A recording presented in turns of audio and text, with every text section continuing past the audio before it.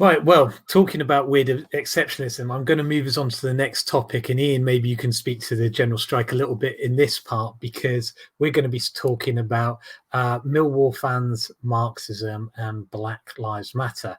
So let me introduce this story.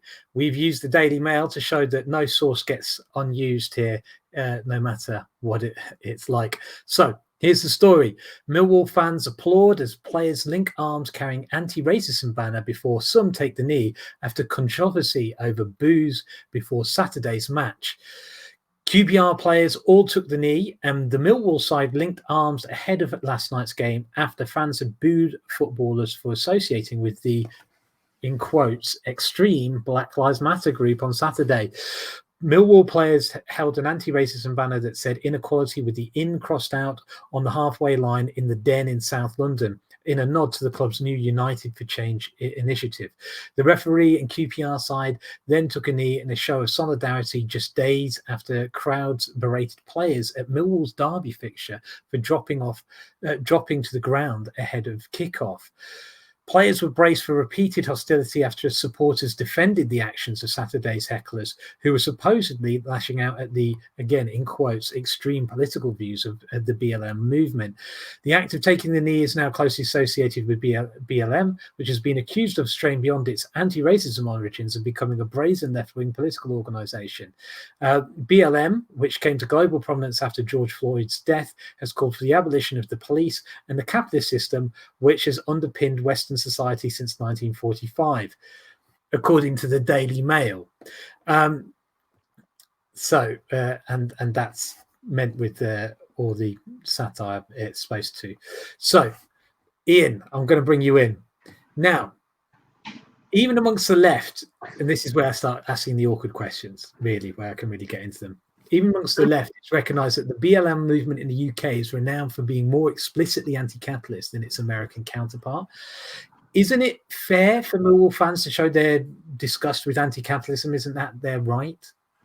I mean, I've heard this, that the Black Lives Matter in the UK is profoundly anti-capitalist. But what I've never heard on the media was like when Pope John Paul II said he was an anti-capitalist, and we suddenly condemned all the Roman Catholics in the country as being too extreme to allow the Pope into the country, or we said that we should boo him when he walks down the street. I mean, I think the idea that we start booing people for showing that they recognise that we have a serious issue where people are discriminated and killed by taking the knee, I think is a poor show. And I mean, you often hear, don't you? You often hear about the politicisation of Black Lives Matter and it being used for politicisation purposes by footballers.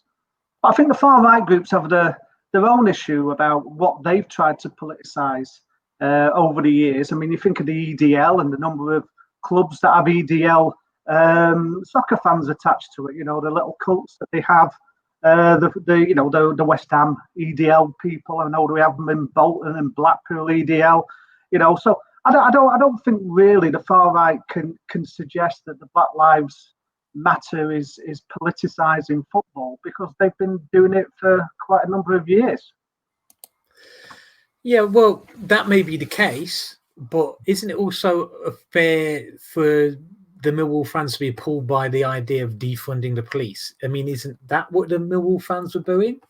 Well, if they were, I mean, hopefully they didn't vote Tory, because over the last 40 or 50 years, the Tories have been defunding the police. I mean, you're more likely to get arrested for speeding your car than finding somebody to come round after you've been burgled, because we haven't got enough police officers to deal with people who are getting their houses burgled, have we? I mean, the reality is, the police have been used now really as a resource and capital means of bringing cash in, rather than actually doing the job of protecting our communities. So I think if you've got an issue with defunding the police, I think you should take it up with the mainstream political parties that have been doing it consistently. Okay, last awkward question, and sometimes I hate myself for saying these things, but aren't people just kind of tired of the wokeness being pushed by the BBC and the Premier League here? Like the BBC, specifically on Match of the Day, they show people taking the knee before every match still. And this is after the Premier League said it's not compulsory to do it any longer, but it's still being done. Is this is this just fatigue? No, I just think it's the way that the media wants to present it. I mean, you know, you only have to go to the Black Lives Matter website to find out that actually what they're reporting isn't true. I think we've got lazy journalists in this country. I mean, they actually don't say anything about being connected to any political organisation. And I think actually Black Lives Matter, in reality, the only political demand they've actually made in their being is that we actually enact the Equality Act of 2010, because that obviously that great Marxist David Cameron at the time was promoting that. I mean, obviously, I know looking at today's Labour Party, maybe you would see David Cameron to the left of Keir Starmer. I don't know, but the reality is, you know, is that's about the most political demand that Black Lives Matter has actually made in the UK. Right. Okay. I wasn't aware of that. Because I was, you know, I'd have said, what's wrong with it being associated with being left wing? I mean, yes, if left wingers are you know, anti-racist, then maybe people should, you know, get on board. But the question does, like, I mean, if you've got involved in this, one of the questions is like, do you think this action of taking the knee will make any change? Is it worth doing? Is it something that's having an impact? Well, I think absolutely is. I mean, we saw the other night, didn't we, with two football teams in Europe taking the decision to walk off the pitch because a fourth official thought it was okay and justified to be racial, give racial abuse to people from the Turkish football team. So I think it's great that people are demonstrating their support and bringing attention to this issue, because it is about time we realise that we're stronger when we stand together than we'll ever be when we stand apart. The people who benefit from keeping us divided is the people that's always benefited, the people at the top. You know, it always surprises me how the far right always want to talk about and exploit the hardship that's caused by capitalism and then become its great defenders.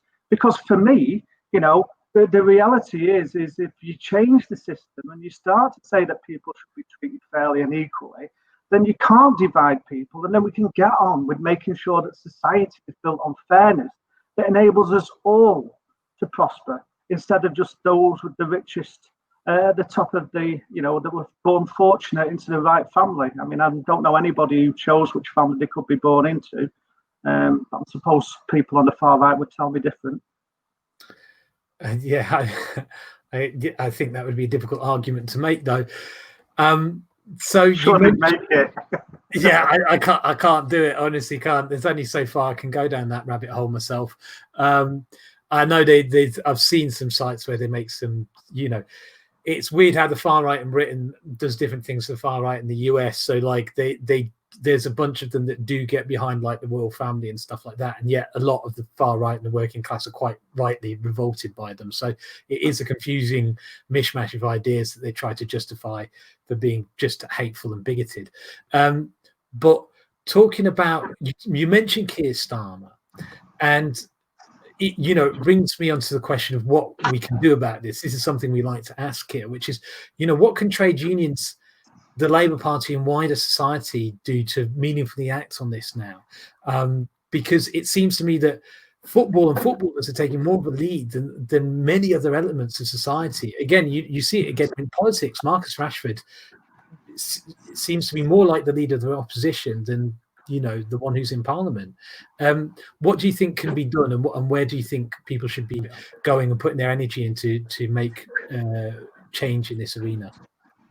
Well, I mean, I don't know whether Marcus Rashford was intending to do the things that he intended to do before the challenge was thrown down by the Tory party at the start of the COVID crisis, when they were telling the football players to stand up. But one thing's for certain, he has demonstrated as a young man, as a young black man, about how connected he is and understanding of the community that he originates from. And I think, you know, politicians would do well to take a lead and listen to people like Marcus Rashford, because they've got personal experience and they haven't forgotten where they've come from. They haven't used the opportunity that they've been given. He's been given to distance himself. In fact, what he wants to do is put something back into the society that's given the opportunities. And I think Gary Neville was absolutely right when he talked about Keir Starmer, sitting in the stands, instead of putting out an opposition. I think United did that the other night against that German side, but we won't go down there because obviously I'm not talking about Brexit.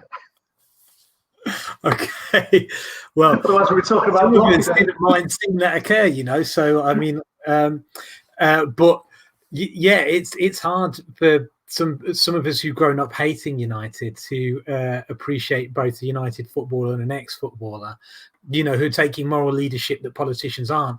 And it'd be fair to say that I think even the union movement could be seen to, it could be more involved in some areas. Do you think that's fair to say, or do you think there's particular actions the union movement could take? Because certainly the Labour Party could do better, it seems to me. But yeah, I would totally agree. I mean, the educational system that needs to happen in our workplaces, I think, is essential to make people understand.